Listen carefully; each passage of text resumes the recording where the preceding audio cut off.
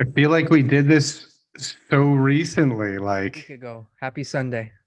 happy Sunday, Every TK. week. Daryl, no rest, okay?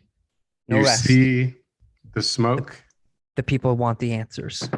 You see the mirrors, We got to give TK? them we got to give them the answers, Daryl. Okay? I'm so excited for this discussion. I think it's a great episode today. We got a Oh real my treat for everybody. God. I am The so people asked excited. and we have come through. I have a list. I have a list here in front of me of all of the things that I want answers for, TK. I'm I'm fired gonna up. I'm going to I'm try and gonna stay just calm. I'm gonna make sure that you stay on the right side of the Toronto City Planner's office. And keep everybody as happy to be here as possible. That's my job. Uh, That's my role today. Hopefully, I can get down to some of the thought process that we see, being used. I'm on the bottom of the totem pole for planning expertise today in today's discussion. So You may I'll be be I'll surprised. I'll be more I'll be more of a guide. No, come on. I'll be more of a guide. This guy's senior planner. This is serious in a couple of serious awards.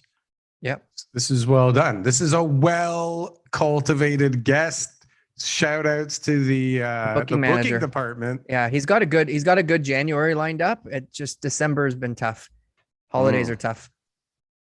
Yeah. Happy holidays to all Again. the listeners. Yes. Right? Happy holidays. Yeah. What is I it? hope you enjoyed Boxing your Day Christmas. today? I hope you enjoyed your Christmas. I hope you had a wonderful, time not meeting with your family or in reduced gathering limit sizes. I'm glad that you've got no plans to go to any of your favorite places. Oh my God. Or sorry to hear, because capacities have just been stripped down. It could be that by the time this airs, like things could be drastically different by this afternoon. Now, what if you were to do like an over under here? Would you say that they're going to get better or worse over the course of the holidays? I'm watching some significant increases in the cases. Yes. I'm also seeing significant increases in the amount of testing. Okay. Which probably correlates. Two things go hand in hand. They do. Well, so if you follow the science, like you need, you need people to have it in order to have cases. So likely the amount of people infected are much higher than the amount of cases recorded, right?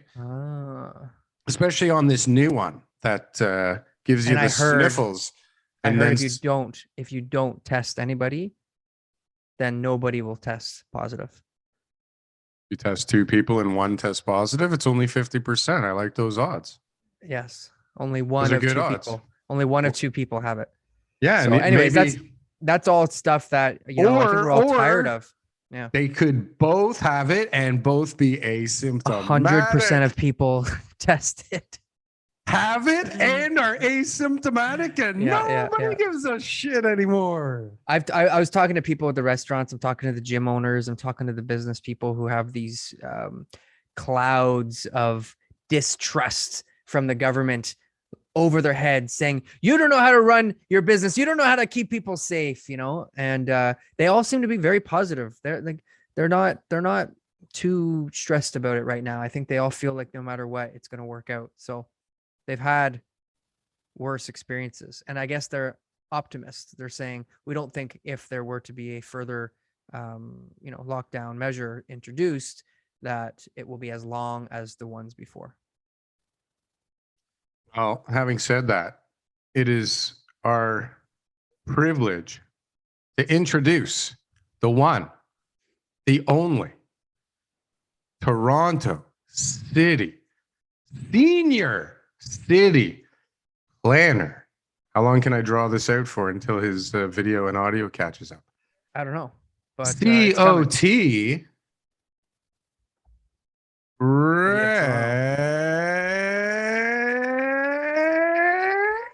Uens.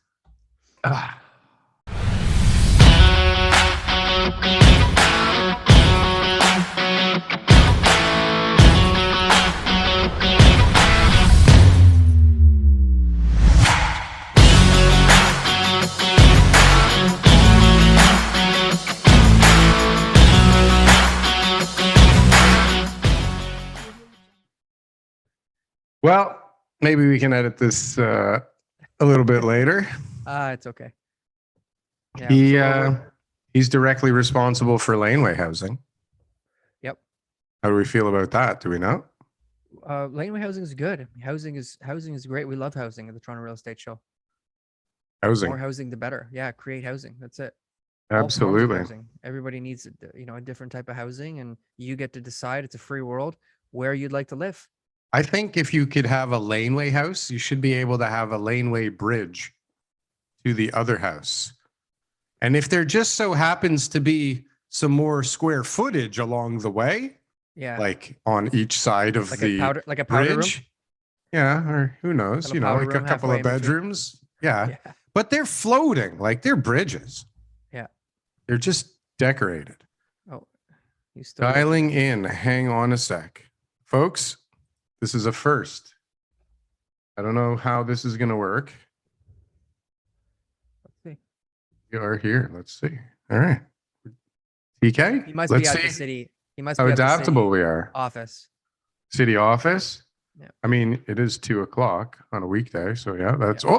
Hey, all right. we have video. I think we have audio. Maybe. Hey, perfect. Hey, There Oh, he is. Maybe he's got the home Wi-Fi.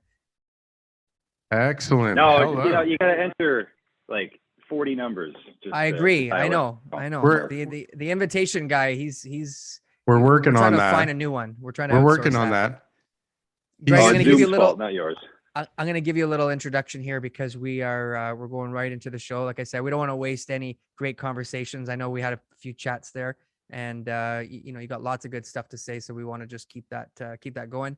Graig Uens is senior planner. Uens. Oh, there you go. I made that mistake. That would have been my guess. Oh, good.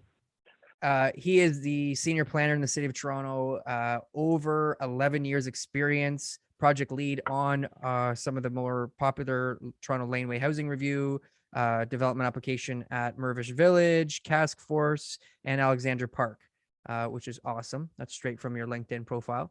And we're going to talk about all sorts of good stuff today. How are you? So excited. Oh, great. Yeah, good. Well, thanks for Thanks for agreeing having to me. do this. Yeah, thanks for agreeing to do this. That's amazing. You caught my eye because of laneway housing. And when we were kind of discussing it, like we were going back and forth, I knew the Garden Suite initiative was there and they had done the reports and things were starting to get underway for 2022. And when I said, okay, I need somebody who knows laneway housing and somebody who's going to be able to explain a lot of the stuff behind it. It led me, to you. And I found an article and then I did some research and realized that you would be the guy to talk to. But just through other conversations you've given me, you've also given me some other initiatives and other programs that are coming out. So I'm hoping we can tackle some of those as well too. I come at real estate from a very different perspective than TK, and I have a whole list of new, wonderful, and maybe not so wonderful things that have come out recently that I would love your opinion on, and love to know your involvement in. Let's talk about the laneway housing first. Yeah, let's start there. So, Sure. Greg, what was your involvement from the ground up on laneway housing? So it was back in 2017. There was a report that was put together by a group, Lanescape and Evergreen. They partnered on a report about laneway housing in the city, and they started talking to councillors and other people who were interested in this space. And two councillors specifically, Mary Margaret McMahon and councillor now Deputy Mayor Anna Bailau, had to read through that report and decided to put a motion on council to have city planning staff take a look at how laneway suites might work in the city of Toronto. And that was sometime in the summer of 2017. And by later that year, there was a group of staff put together to take a look at this. So that's when I was asked to look at laneway suites. I'd done a few other things before that, primarily development review related. I worked on the Honest Ed site, as you mentioned, Alexandra Park. I've been in development review for over a decade. So, but the city, the larger area study that was laneway suites was really interesting. And I mean, it was, it's even more so now, but at the time, we were talking a lot about housing in the city and the price of housing and the way to incorporate, additional housing options in neighborhoods. And being a development planner for as long as I had been, I'd received a lot of phone calls over the years. Hey, can I build this on this site? Hey, would I be able to build a house back here on this large property that backs onto a lane? And the answer was usually no. So I was really, excited to put something together that could help change the answer people would get to why, yes, you can, and here's how you do it. And so anyway, November of that year of 2018, we had a meeting at City Hall where we presented the idea of laneway suites publicly to everybody. It was at the council chamber, and it was a really well attended meeting, and I think 250, 300 people at that. And we had a survey that people could optionally fill out and drop off. We had over 100 responses, which is pretty good considering the turnout. And over 90% of the people that came there were really excited about laneway suites. They supported them. They wanted to see the city move on them.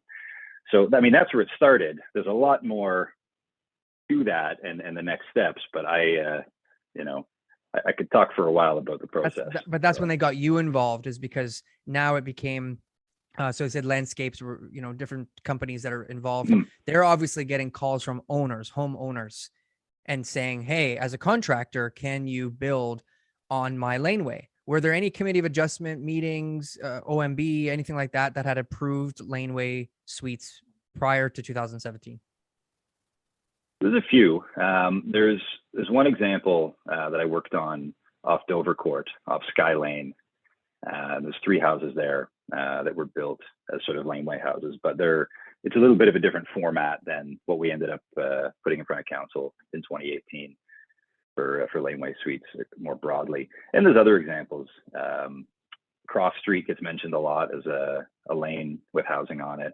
And there's an article in the Star the other week on that, somebody looking at building a lot, building a suite on or a house on a lot on Cross Street. And there's a few other ones in the city, but beyond that, they're fairly rare, which was also kind of the challenge for us, because when we were looking at this, we had a lot of interesting examples of houses people had built on lanes, but they varied wildly. So it was, to find an example saying, this is what we're going for, this is what it might look like, was kind of tricky. So we did use a few of the examples that exist in Toronto. And at that one meeting in November, a guy who owned one of them showed up and asked me, he's like, hey, I see you're using the house in my backyard. And I said, yeah, it's pretty nice. And he goes, great. He was totally cool with it, but it was nice. People were really interested in this stuff. So what happened was, there was this report put together by a group who was interested in this. They talked to those councillors, and they put a motion forward to direct planning staff, myself, and other staff in the city to look at laneway suites. So that's what we did. So we put together, all the expertise that we would need in the city. We had to talk to staff in the building department, parks, and fire department, and so on, and then go out and do consultation. That meeting we had in November, and meet with. There's a lot of stakeholders on this in the public, the residents associations, BIAs, the building industry, people that are just generally interested in this. So part of the process is talking to all of them as well, and then putting together what our best recommendation is in terms of policies and zoning provisions for laneway suites, which is what we did in May of 2018. So it moved fairly quick as far as processes go. You guys put the whole process in place within a year? Yes. I can't even get feedback on my zoning application since August. Well, it was priority too, because they've got hold on a probably a lot of sec. staff. Okay. So we put a lot of resources as a city into this laneway housing idea, right? It must have taken some pretty decent resources to get it through within a year, and a lot of people on board with this thing. So how many laneway houses have been built since this has been put in place? Well, as of May this year, we had building permit applications for about 250 suites. So I think the number was 241. Is that's how many are currently in for application? So that includes permit applications that were submitted from the day of the bylaw passing in 2018, all the way up until the start of May of this year. So, I mean, in the time since May and now, there have been more, of course, but so 250 odd building permit applications, and then there's a number of variance applications as well to the Committee of Adjustment. Some of the Some of them overlap. Some of them you have a building permit and a committee of adjustment application. Many of the building permit applications came in as of right, meaning they didn't need to go to the committee. They could build within the box that we established in the bylaw. And then there's a bunch of variance applications at various stages of the process, some of which have been approved and haven't yet submitted a permit application, some of which are still in process. And the majority of those have been successful at the committee that have come forward. So and that's about in line with what we estimated, the early uptake to be, right? Like, once the bylaw is in place, you've got time where people actually have to understand what's in it. Architects, designers have to understand how to work with this. There's some challenging construction realities around this, especially if you're on a tighter downtown site. Actually getting equipment and materials into the site can be tricky. Building basements, incredibly challenging. Very, very few suites have those. And so, we're seeing a gradual increase in permit applications. Every year since 2018, there have been more permit applications for laneway suites than the year prior, and that'll continue to be the case this year as well. So, now let me ask your honest opinion, or your honest answer.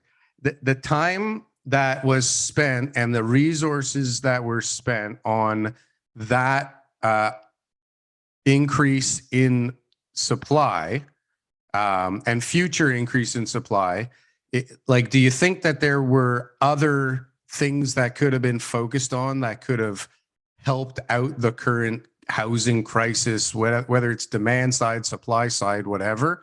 Are there, from my perspective, I could have add one story to, 25% of the development proposals, and you would far surpass those numbers.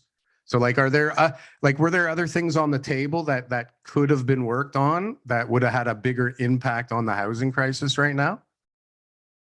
Well, it's, looking at tall buildings and mid-rise buildings versus laneway suites is a bit of an apples and oranges comparison, right? Same thing with the processes.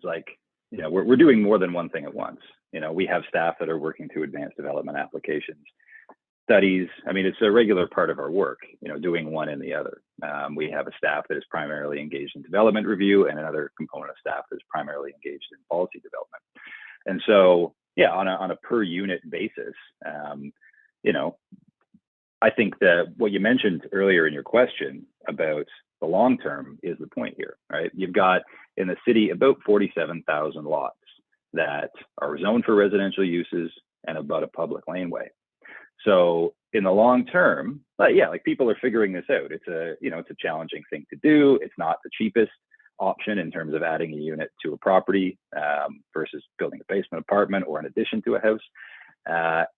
People are figuring it out. And a lot of people don't actually know they can do this yet. I get calls all the time from people saying, hey, I heard the city was looking at laneway suites. I live on a laneway.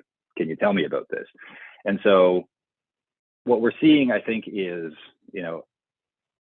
this growing in popularity a bit, especially in areas where somebody has built one.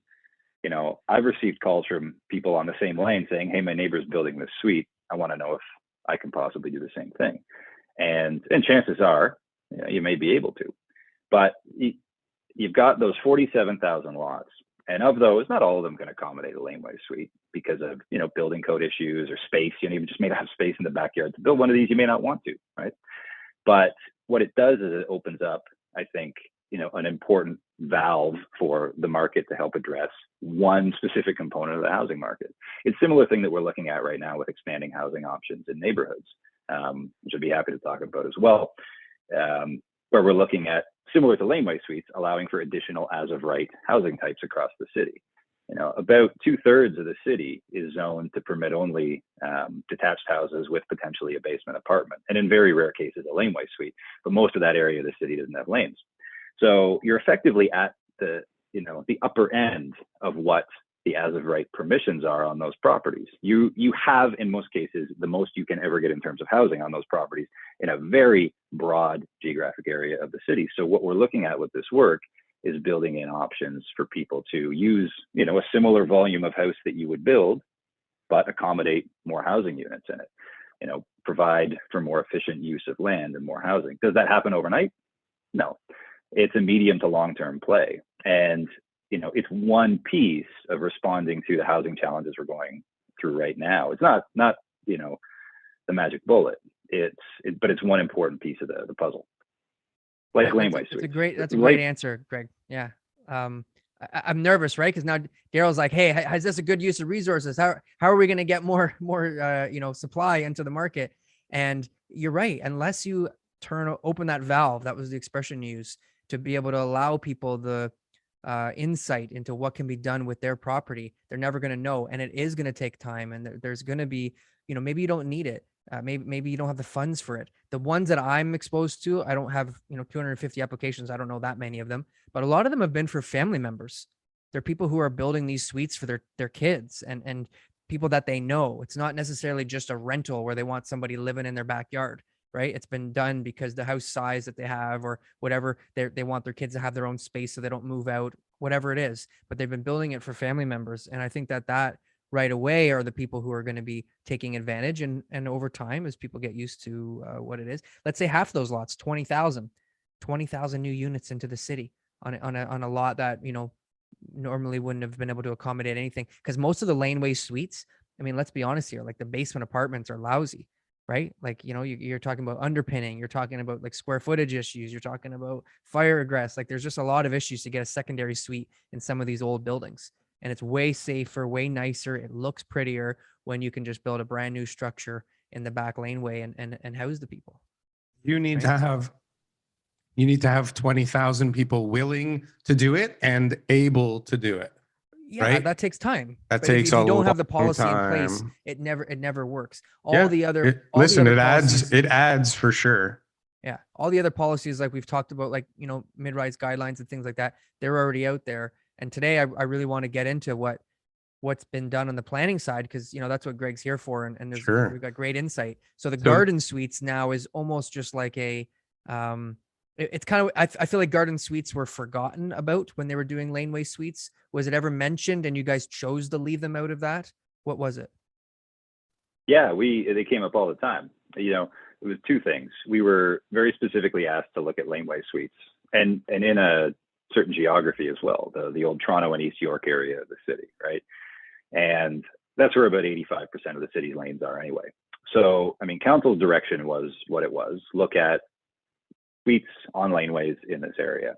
But also, I think it's important when you're looking at these kinds of policy changes to keep a pretty tight scope around the work, because ultimately you have to explain this to people in communities, to residents groups, to councillors, and you have to, I think, make sure that the information is understandable. And if you're trying to load too many things in there, if it was garden suites and through lot suites and corner lots and laneway suites, you start to lose the plot a little bit. And I think the reason why we were able to get it done as quickly as we did and had success with it is because we had a very straightforward narrative and a very well-defined scope. And so I think a similar thing is taking place with garden suites. Laneway suites, they're here. We can learn some lessons from them, but I think garden suites are fundamentally different. Maybe not fundamentally different because they're both houses and backyards, but they have some very distinct differences, right? What are those? Well, when you're building a suite on a laneway, often you have a context of a row of garages, right?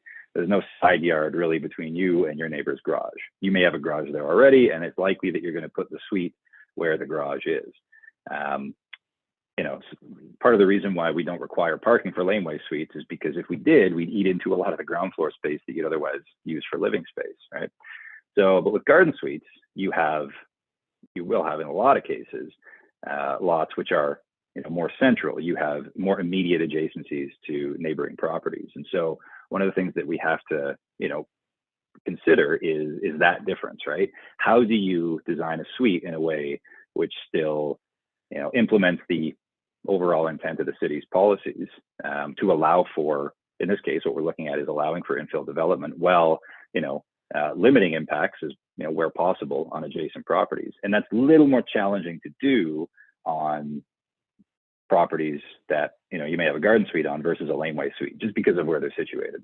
So, but a garden suite is where there isn't a laneway, so there could be a house behind you, and you want to put a shed and have somebody live in it.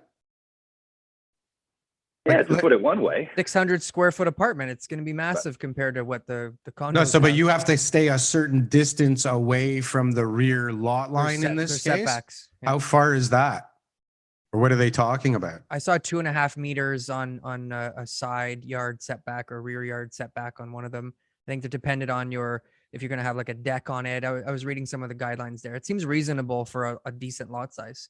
You can build a Yeah, they're- two-story little house at the back if you're 2.5 meters away from the rear property line.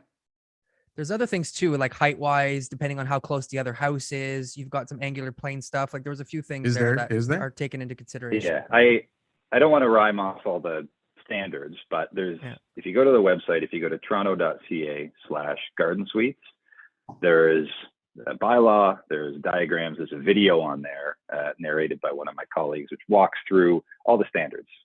So all the things you would have to know to determine whether or not you might be able to build. It wasn't like 30 feet. Property, so yeah, it wasn't like outrageous. I kind of pictured how it would look in my backyard, and it seemed pretty reasonable. And we test these on lots across the city, right? We take a bunch of different areas, different lot patterns, and similar to with laneway suites, we apply the footprint and the dimensions of building that we're looking to propose here, and assess the viability of that. Like with laneway suites, like we could have made it very difficult to comply with, but if you don't have a side yard setback, the setback from the lane is more or less the same as what it is for a garage. And, really the volume of the building is a 2-story, 6-meter high box, 8 by 10 meters with a notch out of one side. Like you can design a lot in there. And when we originally proposed this, some architects and designers that we talked to felt that some pieces of this were a bit limiting. But fast forward a couple of years and we interviewed a bunch of people as part of the laneway suite work, and they were, pretty happy with the way everything had played out. Like it's not a challenging envelope within which to design a very usable structure. And we've seen a variety of them. So I think, similar to laneway suites, should council adopt the garden suite recommendations and the bylaw end up being changed to allow them, we'll monitor this over a couple of years and then take a look and course correct as necessary to, continue to facilitate them. But that's looking down the road. The garden suites are in front of Planning and Housing Committee on January the 12th. So that's coming up in, not too far away. So there'll be a report on them that's public very soon. Well, we'll see. Yeah, it sounds promising. I because of the situation when we were all working from home and kids were at home, these office pods and outside workspaces and different things like that started to really come about. So I think that this is an idea. It's like perfect timing, right? It's just like there's been people who have been sitting at their house with their kids screaming in the background, doing schoolwork online, and their jobs are now online, and partners are both working at home, and it's distracting. And to have like a separate building in your back space has probably been on everybody's mind. And so now they can say, I can turn it into not just an office, but an actual suite, and maybe Airbnb it, generate some income, or do a rental for my kids. Can you do that? Are you allowed to do that? No. He's shaking his head. No, the Airbnb bylaw applies to the in the same way it applies to residence. I'm living in the back. I'm just gonna give up my bed for the night to the guy who's moving in for the Saturday for the weekend. It's rented as a jam space with a futon. Yeah. So the way it works, with laneway suites anyway, it's designed as a self-contained unit, right? Full kitchen, bathroom, living space, sleeping area, whatnot, and it can be used for extended family, for extended household. It could be used as a rental space. I mean, you mentioned it earlier. Like people are using these in a number of different ways. Some of them are renting them now and have the idea to live in them when they want to downsize, but don't want to move out of the neighborhood they're in. That's a big thing. You also mentioned people with move to the backyard with kids, right? Like I think people have the real long-term view of, hey, I see what's happening with property values right now, and maybe I don't want my kid living in the house when they're in their 20s while they're trying to get themselves established. Maybe they live in the house in the backyard. And sever these I've heard lots? that from a number of people as well. Are they severed lots, or are they still one and the same? Like, can you sell the rear lane house? Generally, no. It's tricky. So there's a few reasons why not. With laneway suites, it's very challenging to get services separately into the rear yard. Right now, when you build a laneway suite, you often hang the services through the basement, or you run them along the side yard. And by services, I mean water, sanitary. Yeah. How often do they right? How often do these houses have enough coming into the main house that they're okay like as is for the new laneway house? Or is So it almost always. like, It's, yeah, the it's water just can about the only handle way it, you can do it. but the It's just water about can the handle it, or you have do to it. upgrade your water and you have to upgrade your sewers. You have enough fall, It's like like an to get the addition. drains. It's just like adding on another floor or Yeah, something but like it's that. at the same height. How do you get the drains to line up with the drains for the rest of the house? That's got to be tricky. It's underground. They're going up. That's not an There's got to be drains in the lane. we sold a property on I was just looking up the address, Hepburn Alley, and it was a rear lot, and it was a lot that I think was just there that no one had ever built on, and it was a really challenging property to sell because of the services, because there wasn't a house to just go and get the services from. I think one of the neighbors was saying he would, but the cost was $200,000 to bring it down the laneway to be able to get it to that lot. Like What? it was not cheap. It was a long laneway, and you had to bring it in from the street. I'm the only was a guy who challenge. can do this. It's 200,000. That's what the quotes were. That's what Gosh. everyone was saying. Took a while. What? Eventually, someone came in and bought it. And, maybe they'll do well, maybe not. But the type of house that you could build. Yeah, And then the that- other challenge was because it was like its own house, it didn't fall under the laneway suite guidelines because it's not part of another house, right? So it was a challenging situation that it was in. But services are a big deal. Services must yeah, be those an are tricky. issue. Yeah. So hold on a sec. So you mentioned it earlier, talking about yellow belt, and we kind of veered off, but that's like one of the biggest topics going on right now. I would love to hear, what is going on right now. You said something that triggered something in my head. You said that in the same envelope that people would be able to, I guess, provide more separate units. So in the same size space, you would be able to build 3 or 4 units. Is that what's kind of on the table, or will you get more density if you're building more units? So we're still looking at this, right? But in July of 2020, similar to what happened with laneway suites, where council asked planning staff to look at laneway suites, in July of 2020, council asked planning staff to look at a whole bunch of different missing middle housing options for the city. So that's the origin of the garden suites work. It's also the origin of a number of other pieces of work, one of which is multiplex housing. So duplex, triplex, fourplex, right? And there's a report on that went to the November 25th Planning and Housing Committee meeting. That if you want to look through the agenda, you can find it, or you can go to toronto.ca/EHON, expanding housing options in neighborhoods. And that's where we keep all the information about the expanding housing options in neighborhoods project. So there's been a lot of acronyms in your job. Yeah. You got, planning job. you got so much to think about all the time, right?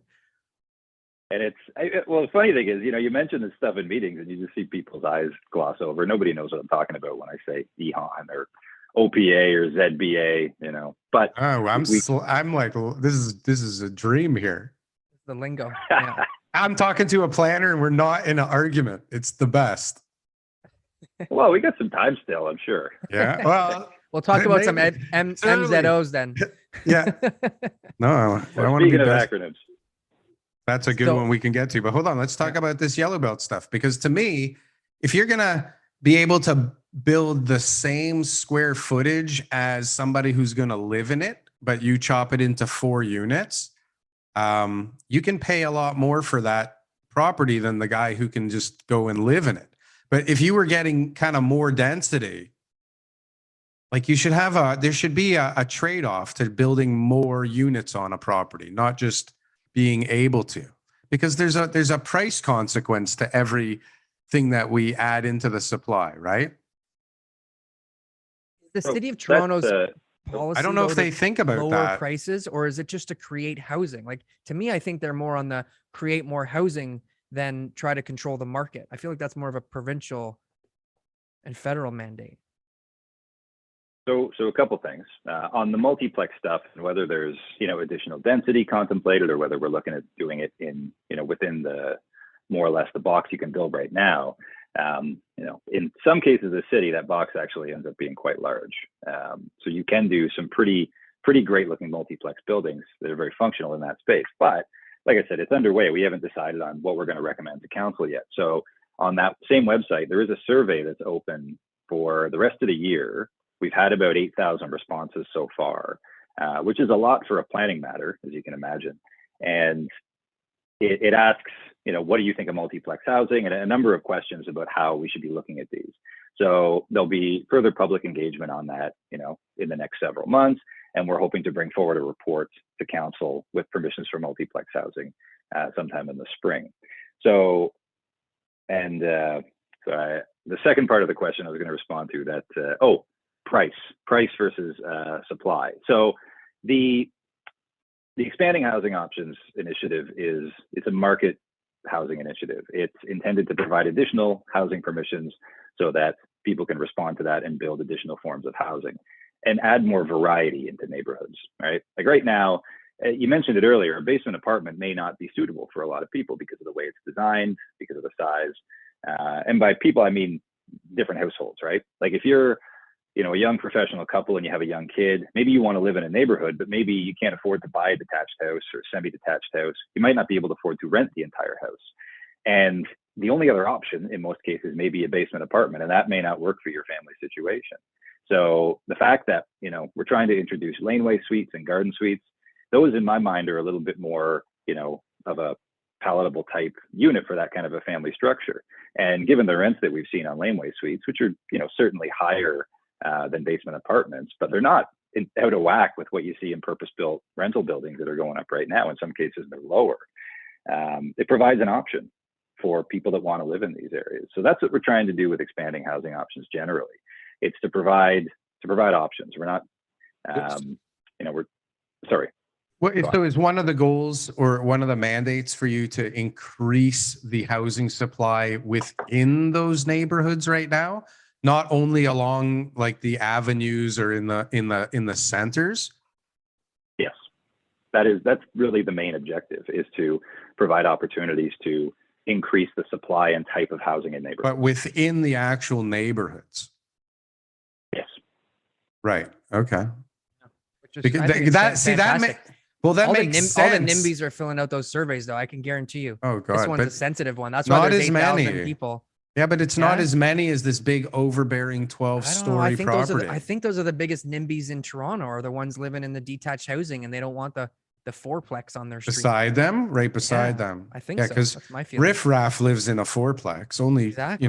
But the new fourplexes are going to cost like $4,000 a month to live in like the corner of one of these things. Yeah, that'll be brand new suites. It's going to be crazy. The children of the people who own the houses that they paid, $120,000 for in the 80s. But you're going to have a piece of backyard, 1/4 maybe of the backyard. So that'll be good. Scarborough, North York, there's a ton of wasted space.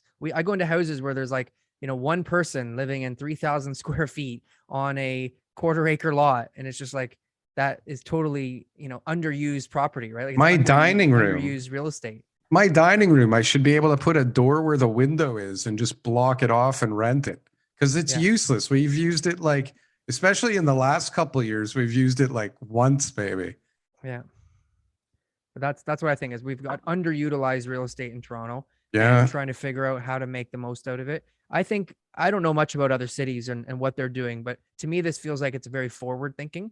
I feel like City of Toronto is leading in this regard, and that they're trying to look into the future, because by 2050, 2060, we know the population is going to grow. Have you been to Europe? Have you seen there's like 4-story buildings everywhere on every street, everywhere? It's all apartments all over the place. That was they've been doing that. That's forever. Before they got screwed up by all the baloney.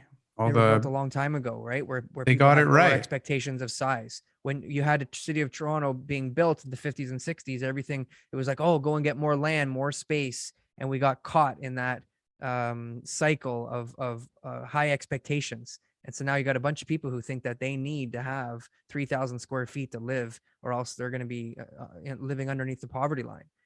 300 square feet. We got to squeeze everybody back into apartments. 500 square feet per person. That's it. That's your cap.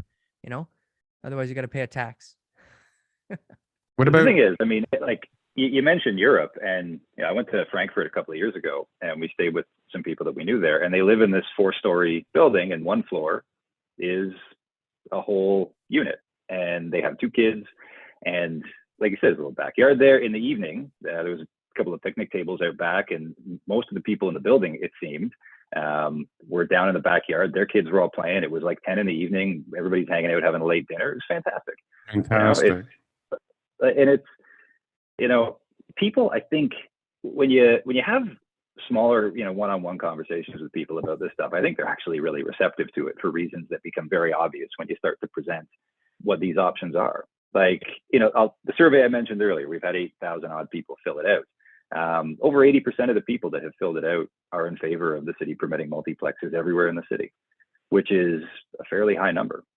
And it's been like that really since the beginning. Even when we had the first several hundred responses, like that number has been a constant, which is great to see, because we can see who fills it out, where they're from, and not who they are specifically, but it's been people that live in all sorts of different accommodations, different areas of the city, different income levels. Like it's and that's sort of the survey data, but anecdotally, having talked with people about this stuff for several years now, like I get almost most of the laneway suite inquiries that come into the city because my name is on the website.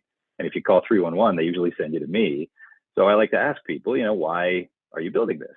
And try to get a sense for why personally they're interested in doing this. And it's, sometimes it's rental, sometimes it's for extended family, sometimes it's to downsize them later. And that's just sort of the tip of this, right? Because when you start to talk about other types of missing middle housing, how often present themselves. Sorry, how often are those people saying that they're doing it to add inventory into the mix, not to make themselves more space? It's most of the time. And I think the interesting thing about these is they're kind of temporal in nature, right? You have to build them as self-contained suites. So even if there's a period of time where it gets used not as a rental unit, the option is there. Whereas, if you have a basement unit and you design it as, say, an in-law suite or something where you don't have a lock on the door and it's a galley kitchen, or not a galley kitchen, but not a full kitchen, you may not have the opportunity to rent it out in the long term. But these can be different things over time, which I think is part of the appeal. Yeah, it sounds promising. I think I'm more excited about the multiplex than the garden suites. I think the garden suites, there's a cost there that it's going to be hard for people to really want to engage with. And I think the same hangups as the laneway suites. It just takes time for people to, make it worthwhile and be able to get the funding.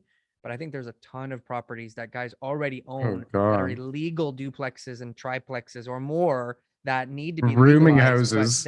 They can't do it. And I think there's going to be a ton of applications that guys will go to. I had a guy do committee of adjustments on, I think it was on Rosemount at Dufferin and St. Clair.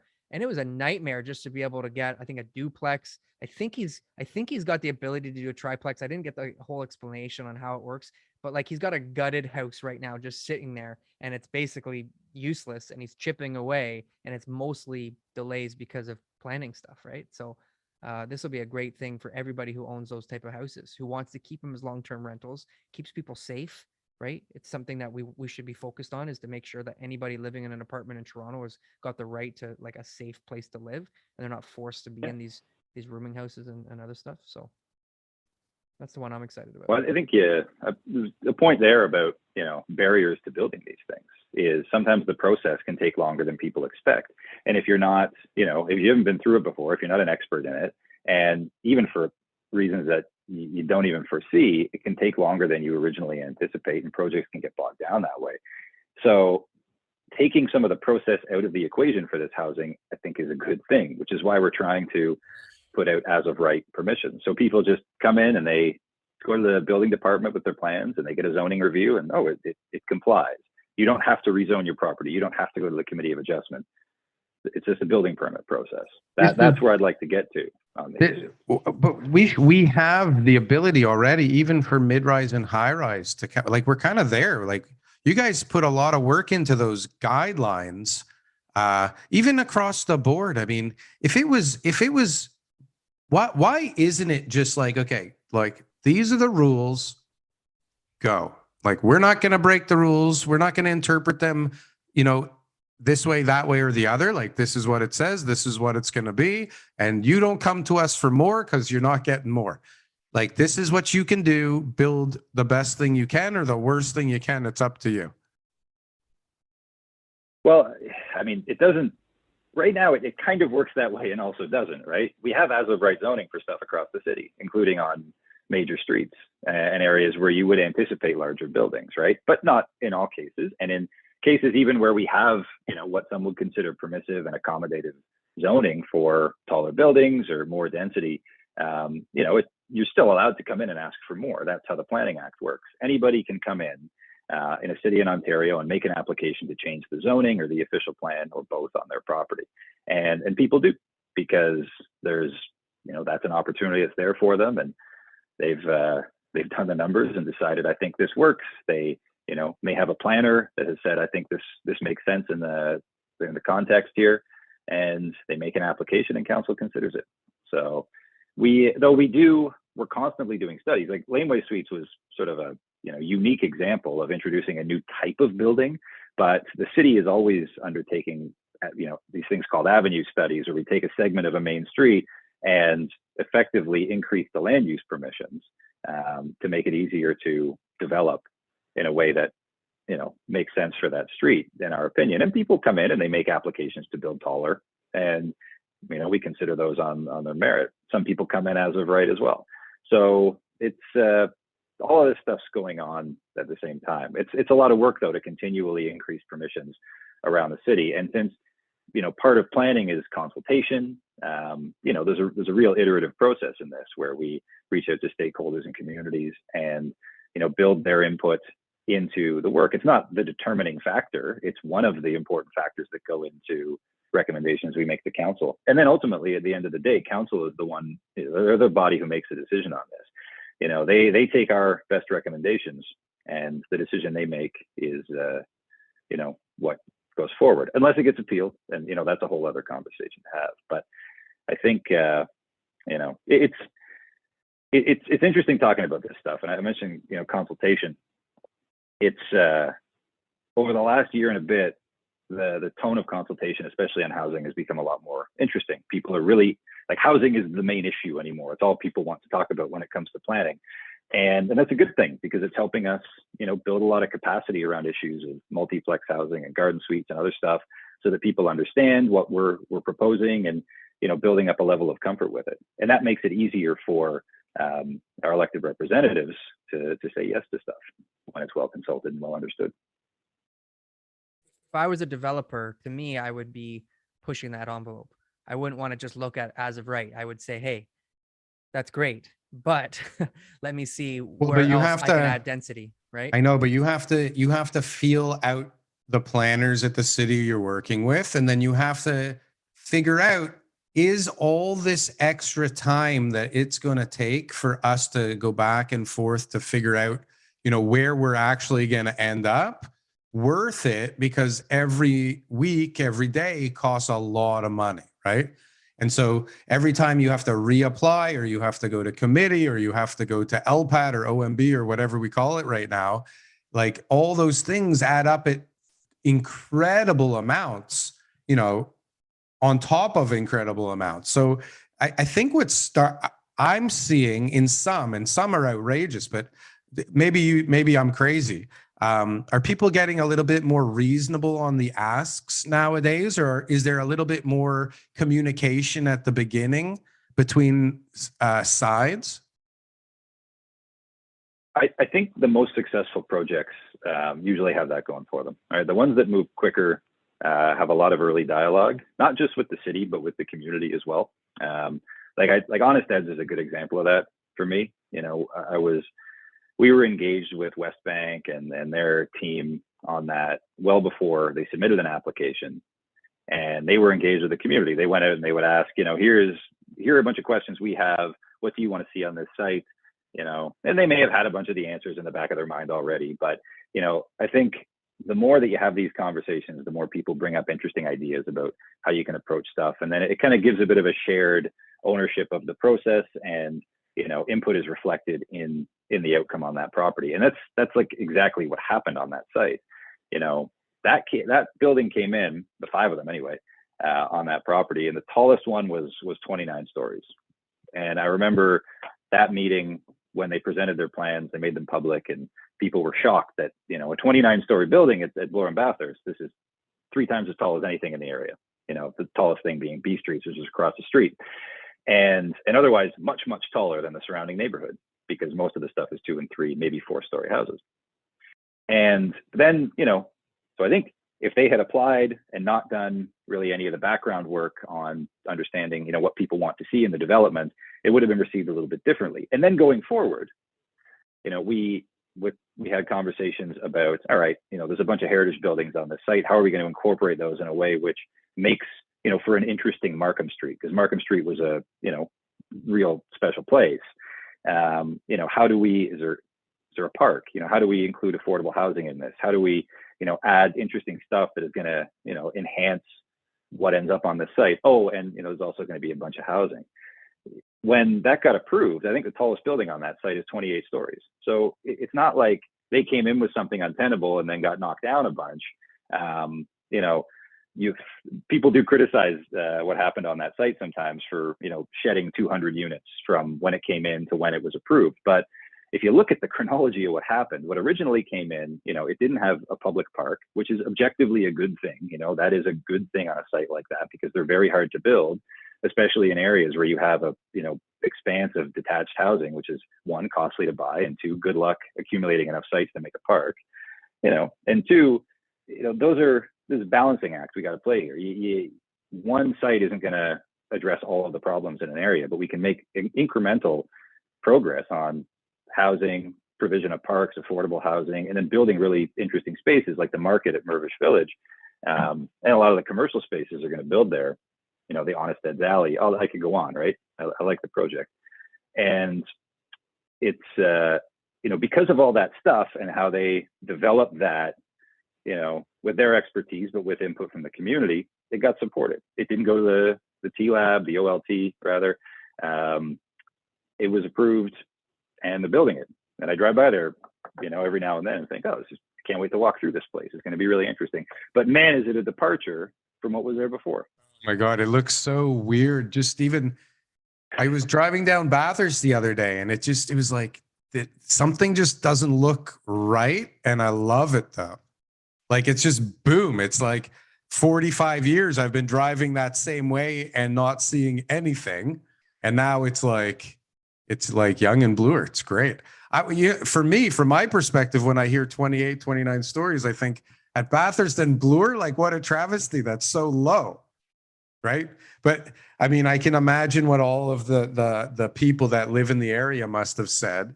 I mean, it must have been all the typical stuff, right? People were complaining that there's going to be too much traffic, and how dare you go so high, and you're going to, put shade on my property, and how dare you this, how dare you that. But at the end of the day, I mean, look, you guys gave them 28 stories, which just as a complete, layman here on the development side, what's the concession that the developers make for that height when it comes to shade?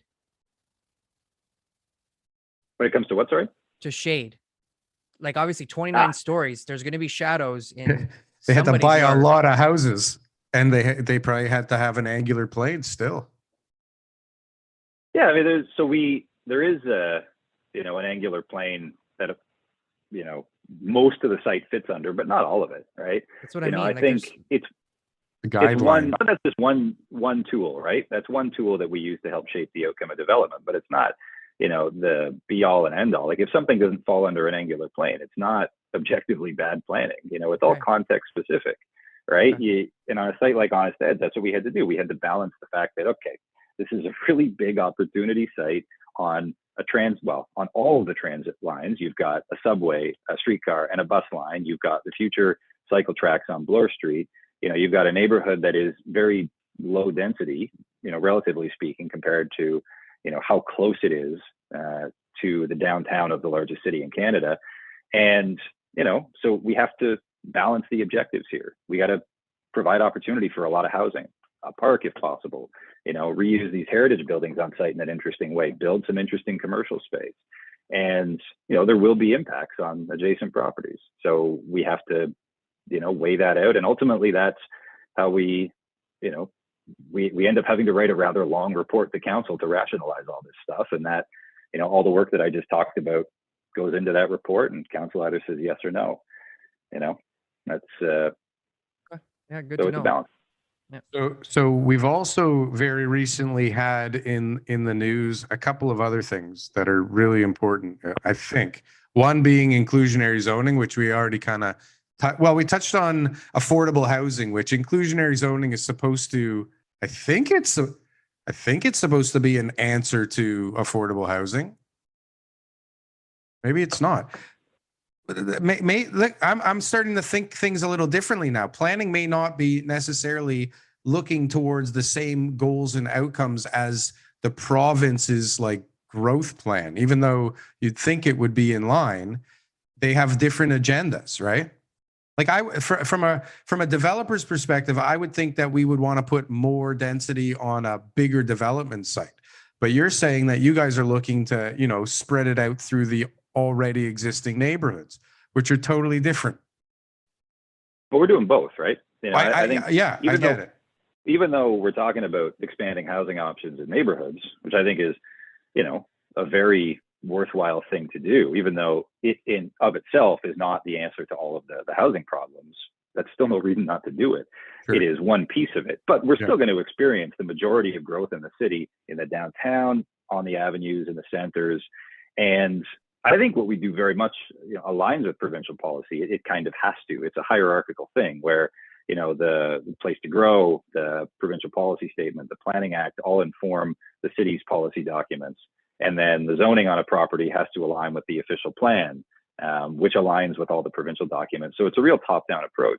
And even though, the provision of housing, including a range of housing, is, one of the key pieces in the provincial policies, not to mention in the city's policies right now, there's other stuff in there as well that talks about building complete communities. And that's, I think, a really important piece of what we're trying to do with expanding housing options and the type of development that you see at Honest Eds, right?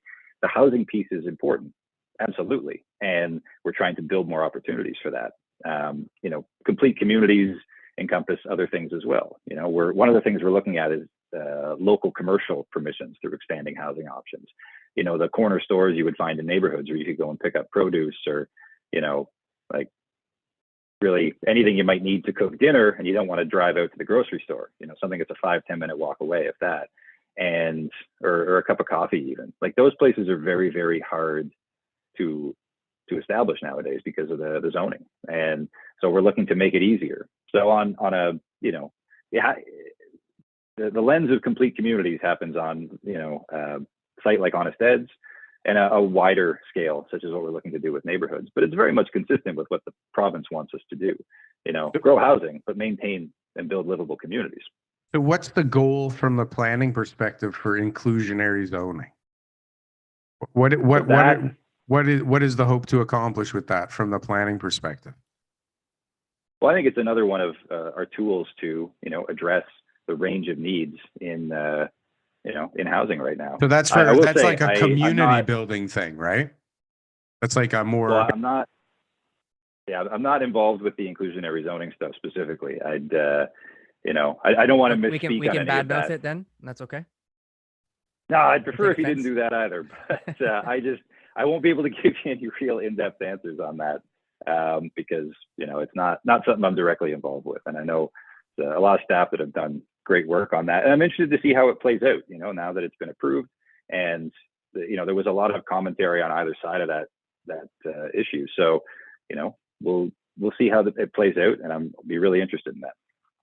I guess part of our, like on the show, because we've talked about it a few times, we just find it hard to understand how this is going to create, much more affordability. Maybe some people will have more affordable units, but it'll actually create the other units to be more expensive because the developers will end up passing on any of those, premiums that they've had to give discounts to. They'll have to pass those on to the other buyers who are in the market to buy their quote unquote unaffordable market units, right?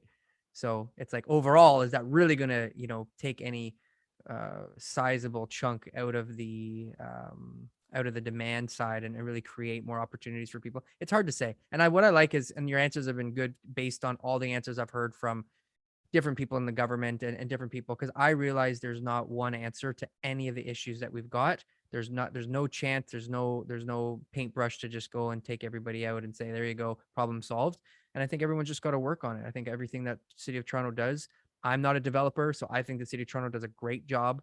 You guys have never done anything that I feel is, not in line with the goods of the people and the population of Toronto. I think it's a tough job, and it's definitely a city that is not easy to do planning. And it's a major, major, major city. We can't compare ourselves to other places, and New York when New York built up, it was like, it was a long time ago. Like things were getting pushed through. It's like when they really intensified, they were way before a lot of stuff on planning was known. Have you guys been to New York City? There's garbage everywhere. It's horrible. Like who wants to live there? Right. So I don't want to live in a city like that if it ends up being, pushed through too quickly. So I realize things take time for a reason.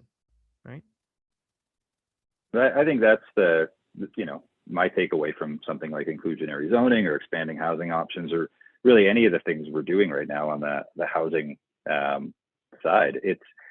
If you look at any one of those pieces in isolation, it might fail to address certain things. But I think when you take everything that we're trying to do, whether it's, the two things I just mentioned, whether it's approving development through the normal, course, whether it's improving that process, whether it's increasing permissions on avenues and main streets, things like the downtown plan, stuff that makes it easier for people to build all different varieties of housing units. And then, there's a role for government to play here in terms of building housing. We used to build a lot more affordable housing than we do now.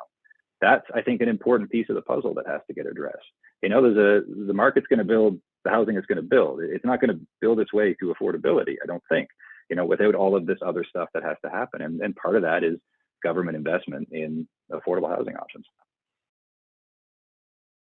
They're trying. I think we've got some stuff in the works. I know the federal government's made some announcements. Darryl and I are going to do a video on that later this month, or I guess first thing into January it'll air. I know the province obviously has done their side of things. The city's only got so much power and resources and time to be able to, put into if this is even an issue. Like, are we in a crisis? Is this something that is, just part of a cycle? Is it something that's going to solve itself? These are all questions on the real estate sales side, right? Because this is where I'm hearing directly from the people who don't have housing and can't afford it and whatever. Is this even something that is going to be an issue? Or are we going to look 5 years from now and say, oh, good thing we didn't act too, quickly or irrationally, because this problem solved itself, and now maybe we have all these baby boomers moving out of their houses and going into homes, and now we've got all this inventory that we don't know what to do with, right? Like we just don't know. There's a lot of information out there still. Can you help me direct a whole bunch of policies that work in my favor?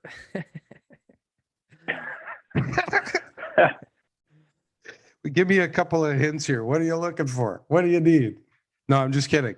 This is all great stuff. You opened up my brain a little bit, right? Because I have a very narrow focus. And for me, it's very like, why don't they just do this? I don't think of, all the stuff that you guys are actually doing, as well as all the stuff that I think should happen for my own benefit.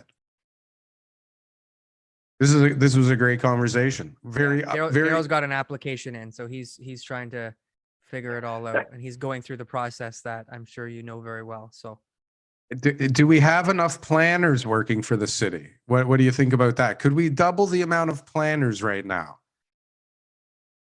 Well, I mean, it's we've hired a lot of people this year. I don't know. I don't know that we're running at a full staff complement right now. I don't know who is in this environment right now, but we brought in a lot of great people this year. And do you think that full staff environment pre-pandemic was enough to handle the workload that there is at the moment, or even then, which is probably pretty similar? It's hard to say, right? I think a lot of the easy sites to develop are gone. I think a lot of the major development that comes in is extremely complicated and benefits from having, a lot of staff time to look at it and to move it through the process in an effective way. And so, is that an argument for more planning staff? I don't think we're going to turn down more help on our work, but things are certainly, things can be more complicated. It's there's a lot happening in the downtown. I mean, drive downtown. I mean, how many construction sites do you see? How many, right? It's and each one of those buildings has a planning process behind it. I mean, a lot of people just understand. They see the sign go up with the rendering of the building, and then maybe they don't follow up for 2 or 3 years, and all of a sudden there's vehicles on site and a big hole in the ground, and that's all they see. But there's a lot that goes into it. I wish. Maybe shorter. Maybe shorter. Yes.